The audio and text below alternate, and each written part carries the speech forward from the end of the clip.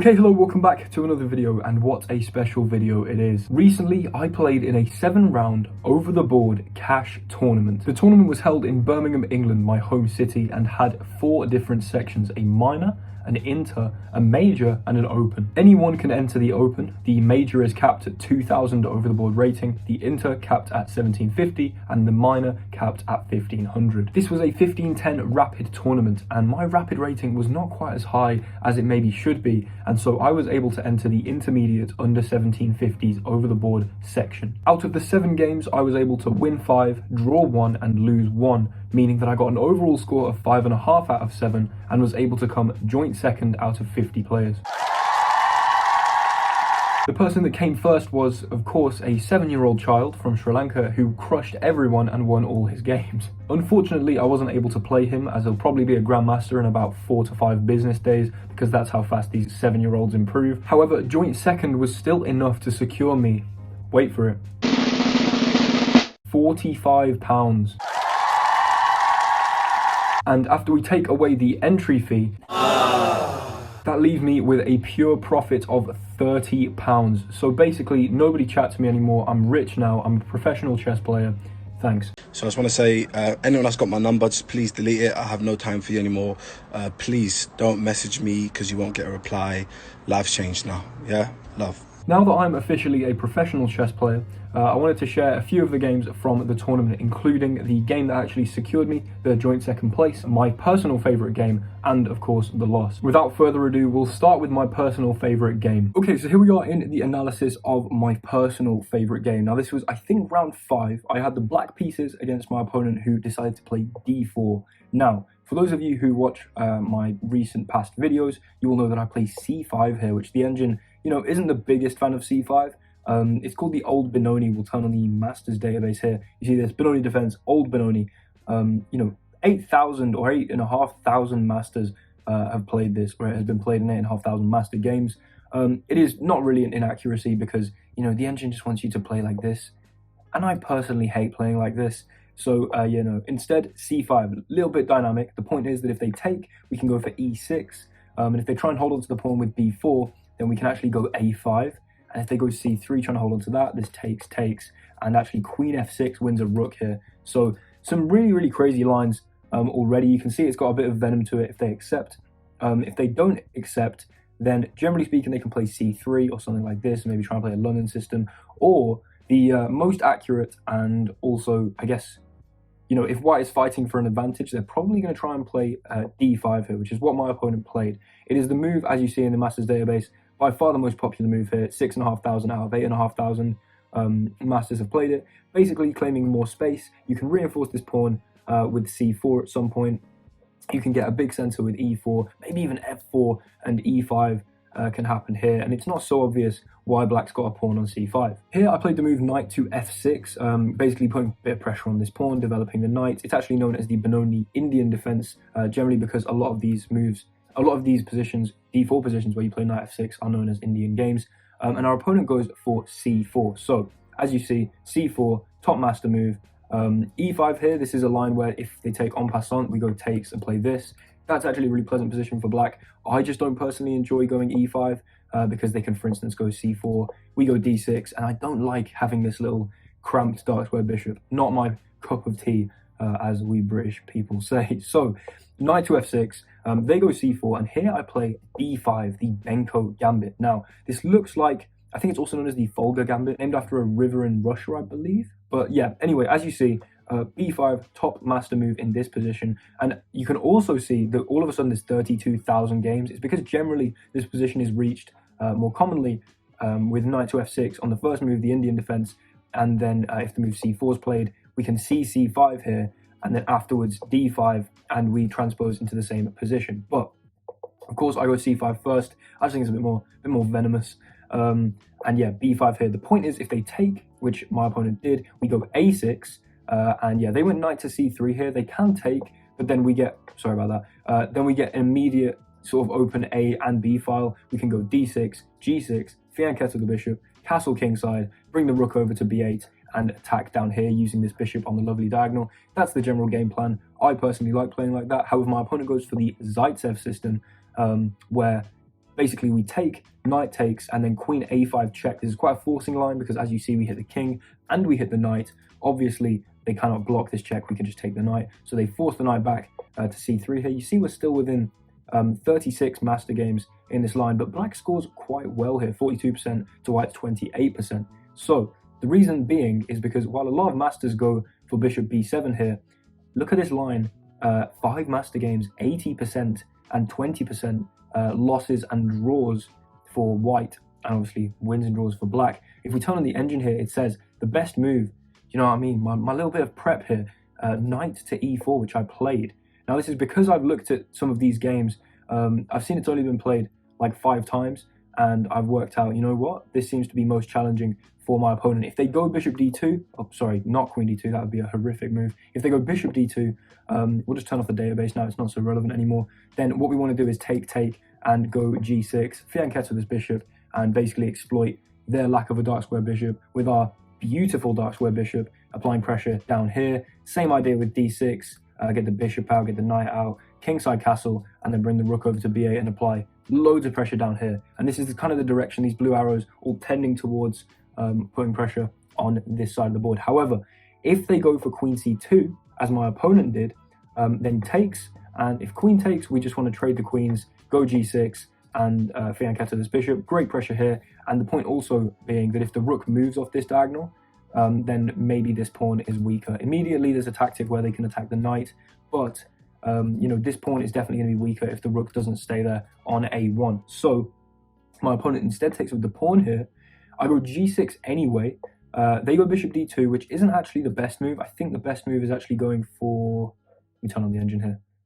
Yeah, look, a4. You see how stupid this is to play for white? a4 straight away, because then the queen holds it, the rook holds it. Ridiculous stuff, ridiculous stuff. Anyway, yeah, my opponent plays a completely forgivable slight inaccuracy, but still a great move, bishop to d2. I go bishop to g7, very kind of easy to play for me at this point. It's a 10-second increment, 15-10 as I said, so I'm just gaining time on the clock here. I can basically, I've like pre-moved these 10 moves, so I'm up like a full minute, more even than that even from where I started. My opponent is down like a few minutes because they've had to be thinking. They go for e4, I go for d6, again, easy to play, getting this pawn structure in, getting the bishop here, beautiful stuff. And they go for bishop here. Now here I play what the engine calls a mistake, what I would call a stroke of genius, but you know, we can agree to disagree here. The reason this move is bad, generally it's good if your opponent moves this bishop, if the bishop isn't on d2 here, to go bishop here and like make them waste the tempo. The point is my opponent had c4, which I completely missed in the game because I was really just spamming my opening. They discover onto my queen, and even though that I hit their rook, I'm going to have to move my queen. I think the best move here, if we turn on the engine, yeah, queen a3, and it's really still not obvious because the rook has to move, and then I can attack this pawn again. I mean, it likes bishop c8 here, apparently is the only move. Wow. And then yeah, we can go after this pawn, and I guess it still isn't completely obvious, but I shouldn't have given my opponent the opportunity to play c4. Luckily, because I played it so confidently, so quickly, I guess they assumed this was still prep for me, and so they just took. Now here, I took backwards with the queen, which doesn't necessarily seem intuitive. You see it says blunder. It only goes from like +1 to, you know, nearly -1. It's not huge differences at all. But if you take with the queen here, as I did, my idea is basically cut off this diagonal and try not to let the king castle. So my opponent is going to have to, also sorry, keeping the queen and the rook connected instead of letting my knight get in the way, so that I keep pressure on a2. So my opponent now goes knight e2 here to try and intercept this diagonal. However, they're not going to be able to castle because, like, say I play some stupid move and they castle, I can obviously take this knight here. So their king is kind of stuck in the center for now. What I go for is I just develop the knight. I mean, this is the best move. We'll just turn off the engine for now.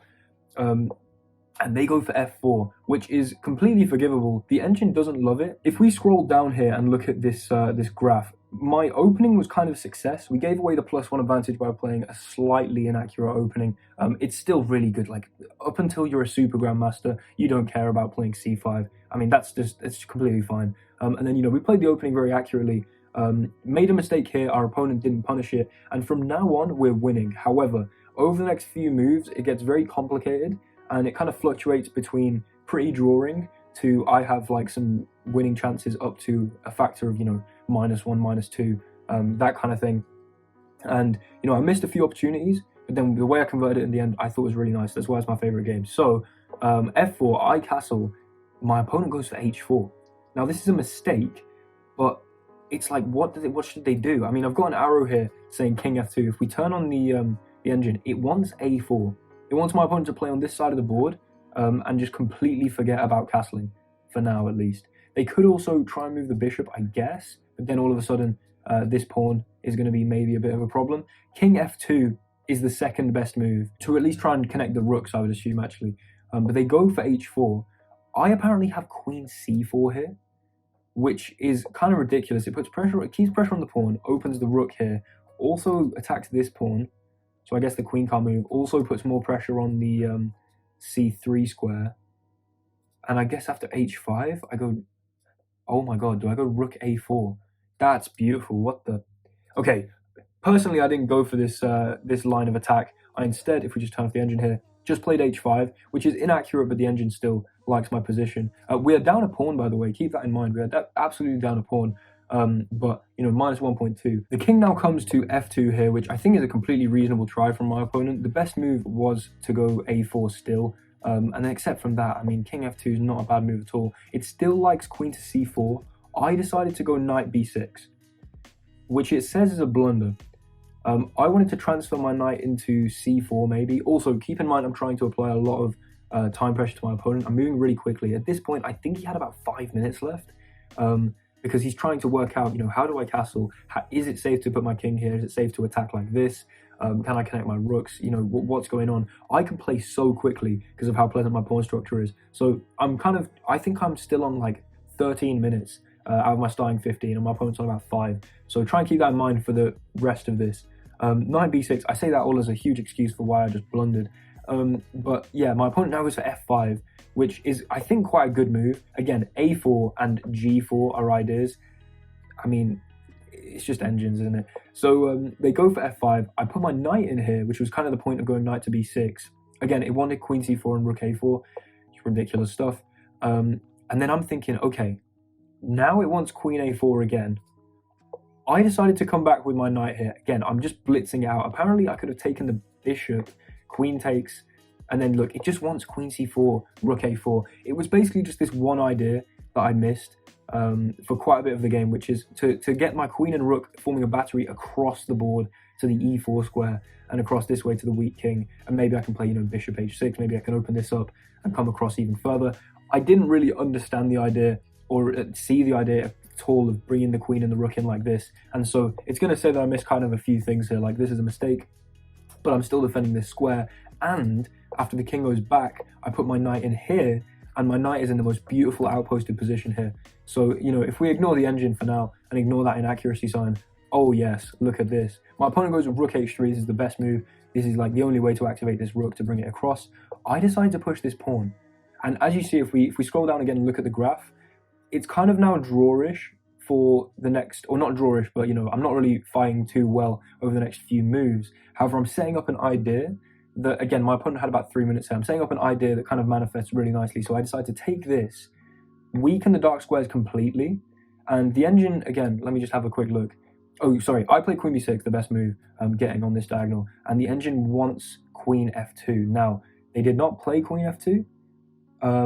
If they go queen f2, I just thought that all of this ended up being a little bit weak on the dark squares, especially with maybe I could just lift the rook and double it here. But my opponent goes king f2. It likes rook a3 here. Instead, I went for bishop h6, and I'm basically trying to apply loads of pressure across the dark squares here. And then e5. Now, at the time, I thought I was a genius. Personally, it went from -0.6 to -0.3. I'll consider that as a good move. It says inaccurate, but the fact that I've given my opponent 2 opportunities to take en passant, I think they had like 1 minute left at this point, by the way. I've just played, I looked at the clock, I saw like, okay, you got 1 minute left. I'm just going to play the most complicated move I can think of. Attack the knight. You can take en passant in 2 different ways, and then I can recapture with the pawn, open the f-file. I just thought this is beautiful. My opponent blunders, which is, of course, what I was trying to do, applying pressure with such a complicated move in time trouble. If they'd taken, I believe, with the d pawn here, then I take like this, and I just thought, okay, even now, I'm trying to tear this file open. My rook now gets active with the king here. The rook's pinned, the bishop's beautiful. Like, it's going to be impossible for my opponent to hold on to this, was my thought process. I was right because they took here. I then took here. Now, look at the pins. This is pinned to the king. This is pinned to the king. One sec, here we go. And then this is pinned to the rook here. So you just have the most insane amount of pins in this position. And now, from now on, if we scroll down and look at the graph, you see that I bring it home now. It becomes quite easy to convert. And here, I go e5. I mean, my opponent, they break 2 of the pins. They stop the knight being pinned to the king. They stop the rook being pinned to the king. But what they don't stop is this pin here. I don't know if it's mathematically possible to break 3 pins at the same time. Probably is, but e5 here, of course, the best move, marching through, attacking the knight. If the knight steps back to defend the rook, then, I mean, it likes rook f6. I'd assume, can I also take this? Yeah, I can absolutely take this. I'm still completely winning, and then go for ideas, maybe doubling up the rooks and getting in like that. So the knight can't move. Again, my opponent doesn't have much time, so they bring the rook in here. I just take here. They double up, and I just drop the bishop back. This is a beautiful bishop. It will never be moved from here. It locks up the progress of my opponent's pawns. They trade both the rooks because there's a 10-second increment. They need to get a bit of time back because they are severely down on time. And then, yeah, they bring the king in. And here, ladies and gentlemen, I play queen g1, the best engine move, basically getting behind the king, ready to try and checkmate. And checkmate I did, and this is why I really like this game. Not just because of sort of e5 and breaking it open like that and all those pins there. That was a really critical moment. But my opponent brings the queen across, trying to like get to my king at all. Respected them for not resigning. And I went check. And if you look here, the queen holds this square, this square, this square, this square, this square. The pawn holds this square, and the bishop holds this one here. So the king is left with but one move, and that is to go king e3.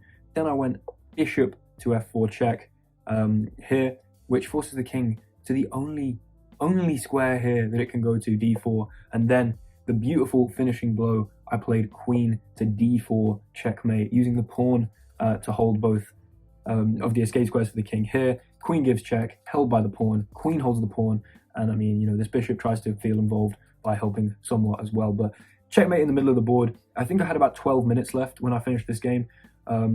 You know, I played quite fast and basically tried to set up as much or as many complicated pins as possible, and it kind of culminated in this mistake where my opponent takes the wrong way and just lets everything go wrong. They really didn't have much time, and so that influenced a lot of the moves I made. But yeah, that was the game that I was most proud of in this tournament.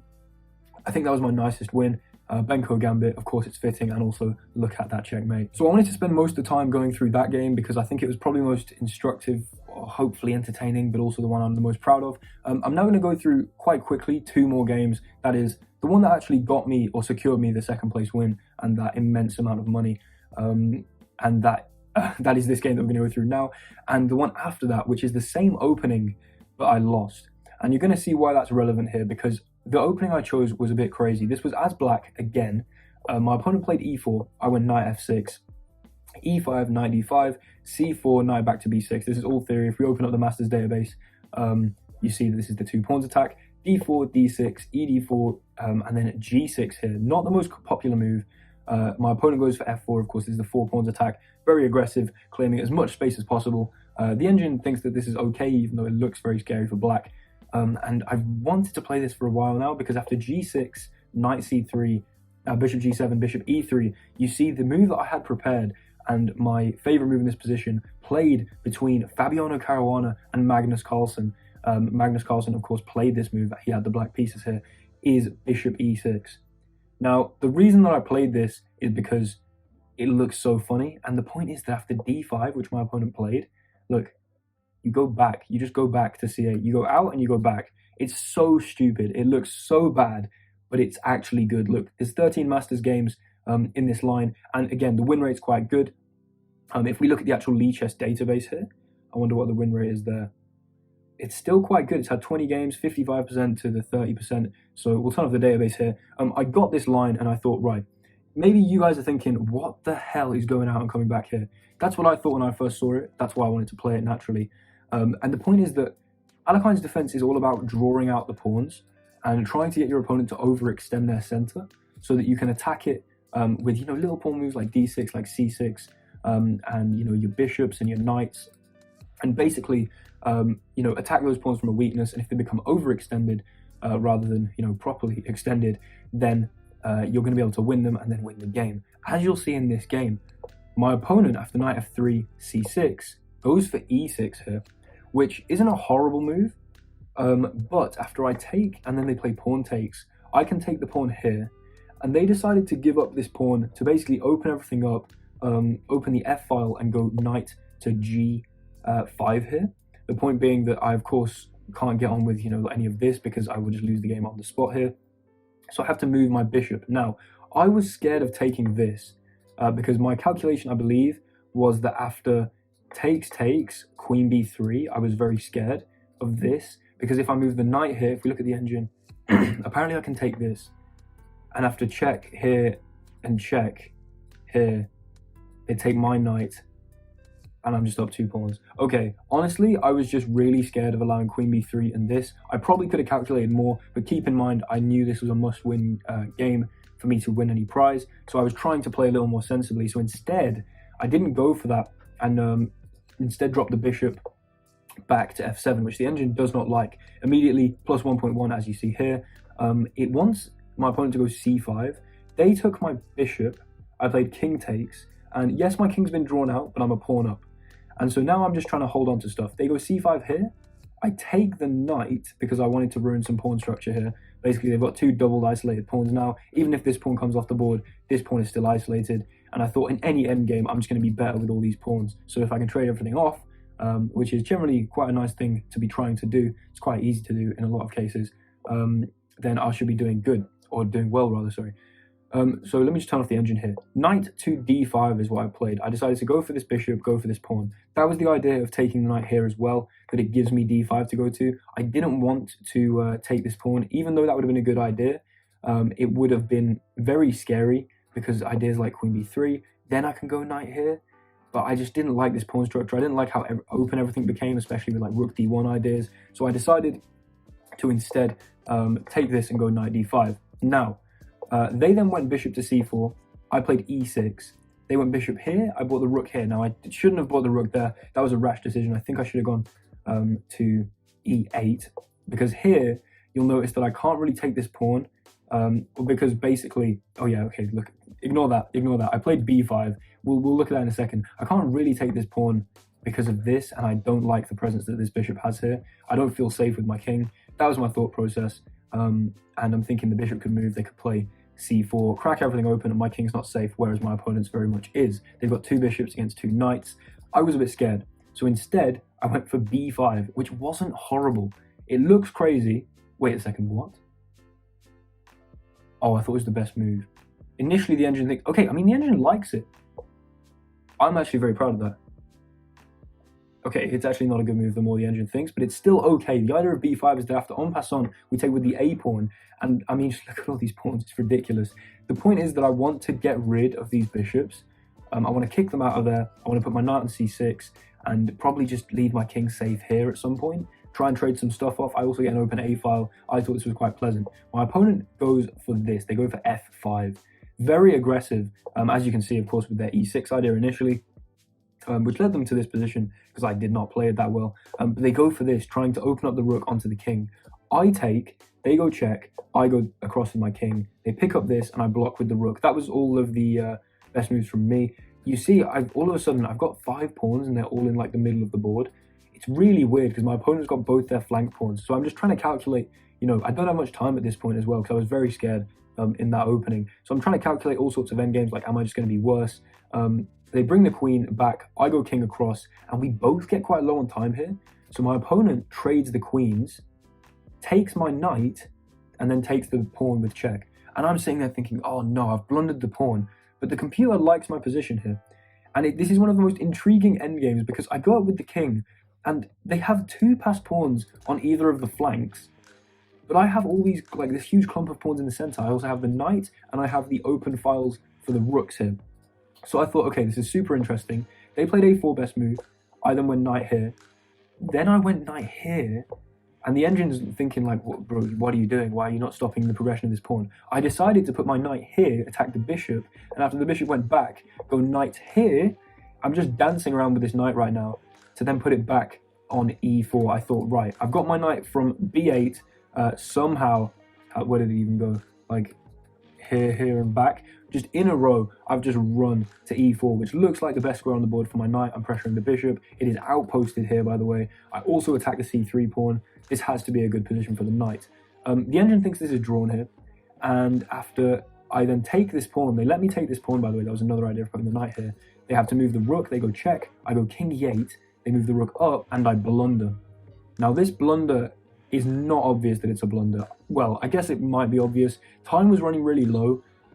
Keep in mind, we are also amateur players. We're not masters. If you're used to watching Hikaru, I'm not quite going to bring you that level of perfect calculation. However, I put the knight back here. I think surely this has to be good. I can bring it back to c5. I can start attacking the pawn on a6. I can play rook a7. Fine. My opponent had a7 here. And if I take, then they trade, go check, and after my king moves, pick up my rook. Now, admittedly, that's not like, I could have seen that tactic. I'm sure some of you may have seen that tactic. In the game, I was very nervous. I didn't have much time left, and so I put the knight here. My opponent also doesn't see it and drops the bishop back. Now I go rook a7. I kind of escape there. And then after bishop b4, I go king in to defend the pawn here, especially with the knight. They push their pawn, and I decide to go knight here. Now, the engine says this is a blunder. I think this is much less severe because apparently I was really winning if I started going e5 and like pushing these pawns. I decided, right, I just want to get rid of this off the board. And after takes, they could have gone for g4, tried to create a passed pawn, and then I'd have to worry about it. But my idea was, right, I've got 4 central passed pawns, or not all passed pawns, but we've got 3 central passed pawns. And my opponent tried to move their king up. But here I then went for c4. We've got this little sponsored by Nike, just do it tick right here. Then they went check, and there's no time left in the game at this point. They can't move either of their rooks really off the pawn here. So they should have gone for g4, takes, and then tried to run this passed pawn. I could have kept pushing these. I could have got my rook behind. There's not too much they can actually do with this pawn. Everything's a bit paralyzed. I can just start pushing my own, and then that would have been the way to carry on. I'm still winning there, but instead they just go check, takes. I bring my rook under. Importantly, I do not go and take their rook and let them promote to a queen and lose the game on the spot. Instead, I just go under. Yeah, my opponent resigned here because obviously, you can protect this with the rook. I can just come in like this, and then what are you doing? I mean, you can run this forward, but now it takes. You're not stopping this. I'm 3 squares away from promotion. We can even have a little race if you want, and I'm promoting first. You could promote there. I definitely wouldn't have gone for this, but I have 2 extra pawns. It's going to be a complete win, so my opponent resigned, and I won the money, which was awesome. However, as I'm sure you'll see, this opening here did not lead me to a great position, namely because it's far too complicated for me and I don't understand it. I just try and play like Magnus, which I obviously can't do. So we're now going to have a quick look at the only game that I actually lost in the tournament, which was in the exact same opening, and showed someone just punishing me for not really knowing how to play this opening. So let's have a look at that now. Now, as I said, I didn't actually write down the notation for the game while I was playing it. So these games I had to recall after the game. After losing this, I was not very happy. So I went out to the courtyard bit, listened to some Radiohead, and was, I wasn't too focused on recalling the game. Bad practice because you should learn from your losses. However, I know this up until the point where I was losing.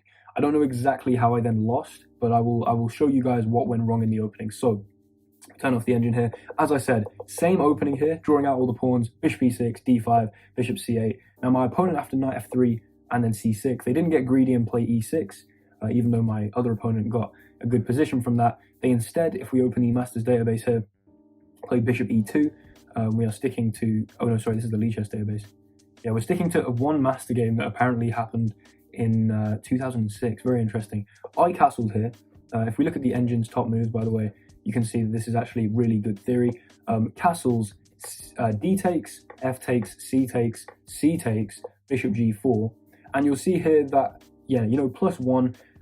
Basically, the point is we've chopped both the pawns, we've drawn these 2 pawns out, and we're arguing that these are going to be overextended and hard to defend here. Putting pressure on the knight. Immediately, we're threatening to take this pawn here, as we could just take and then pick up the pawn, remove the defender. Pretty simple tactic. Here the engine actually likes my opponent going e6, which is just a bit crazy because after takes they can take here, rook takes, bishop takes, and they no longer have this big center, but what they do have is a really nice active position and a bishop pair, so that is fair enough. But instead my opponent went for bishop to f4, which is why I have in my preparation. They defend the pawn, makes complete sense. I went for knight b to d7, this is the best move. Queen comes up here, and instead of going for queen c7, which I thought about but didn't like because of potential e6 ideas discovering onto the queen here, I went for takes, and rook c8. Now my opponent could have taken with the bishop, which is what I was expecting, and then I was going to try and maybe go rook c8, jump in here with the knights, apply some pressure. If the bishop takes, I can maybe go here and here and apply pressure backwards to the e pawn. There's going to be loads of pieces attacking that. Obviously I'm trying to draw the bishop away from the defense of c4 here. However, they took with the pawn, which isn't immediately great because apparently queen b8 and I'm better, which is just like, what the hell is queen b8? I mean, if I'm going to play this, I need to learn it. I think I'm not going to play this though. It does not suit my play style. But I brought the rook here. Still all quite good. It likes e6 now, which if they go here, I can then take this pawn. What? Am I blind? Takes? Oh my god, and I have queen check. Interesting. Okay, I guess that's a bit of a trap, but we are about 17 moves deep. So I didn't go e6, I instead brought the knight here. My opponent goes here, and I was just like, oh dear, I just brought the knight back. Because I was very confident up until this move here. I was in theory until my opponent played queen d4, and then I realized I've just learned a bunch of theory like an absolute novice and not actually understood what I'm doing. So then I ended up going here and just going back because I was scared. And this gave my opponent the opportunity to play f4, which was kind of the idea of taking with the g pawn. Now all of a sudden, it's looking a little bit more hopeless that I ever can take apart these pawns. This is far more reinforced. It wants me to go for f6. I'm constantly scared to go f6 because of ideas like e6. I'm scared to go e6 because of ideas like d6. I'm just not having a good time. I'm getting crushed here. So instead, I bring the rook here. As you see, it starts falling apart, +3. My opponent just has positional dominance. It wanted g5 here for counterplay. And then I just went for knight back. I'm trying to have some idea of going like this at some point. If I can bring the queen up, as you see, bring the rook in, and then go knight c6 because it's pinned to the queen. Also, maybe my queen comes in here. I was thinking there's ideas like this. I did bring my queen into h3, which is the best move, of course. But, +4, it's not going well for me. And how much more of this game did I have? I don't think I actually have any more of this game because I just don't know what happened here. Actually, I do know what happened. My opponent goes queen e4. And I was thinking, there's some idea. Oh, no, sorry. They go bishop f1, I think. No, they went queen e4. And then I was thinking, okay, if I bring my knight out again, they brought the bishop back. I was thinking maybe there's some idea. I have no idea what I was thinking. I'll be completely honest. I just got absolutely crushed in the center. And I remember I got really cramped. And I think my opponent made a really nice sequence. After queen f3, they played like bishop here. And I think I went for this. And then they dropped the bishop back. And I've just got nowhere for the queen to go. And it's just a horribly cramped position. At some point, they just played this. And I think I might have blundered a fork in the end. Losing a rook, but after both of these knights came off. I'm not exactly sure how this game ended, but basically a very general lesson to don't just learn theory. It does not work to just learn theory because I was in theory for 15 moves. I was literally moving instantly. I had about 17 minutes on the clock by move 15 because I was just gaining time with the 10-second increment. I then looked at my position and thought, I don't know how to play this. I'm not Karpov. I'm not a closed positional player. I need to learn another opening against e4, I think. Might have a look at the Sicilian. Might have a look maybe at the French. I'm not entirely sure. But, any of you who have suggestions, I'm not playing the Caro-Kann. Apologies, but I'm not going to do that.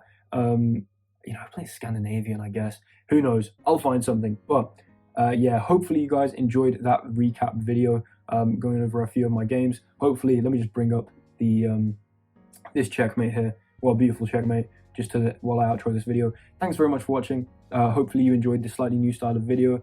I'll be playing more over the board tournaments soon. If you enjoyed the recap, then I'll probably actually keep a note of the games and I could go through all of them in a bit of a series if you wanted. Let me know in the comments.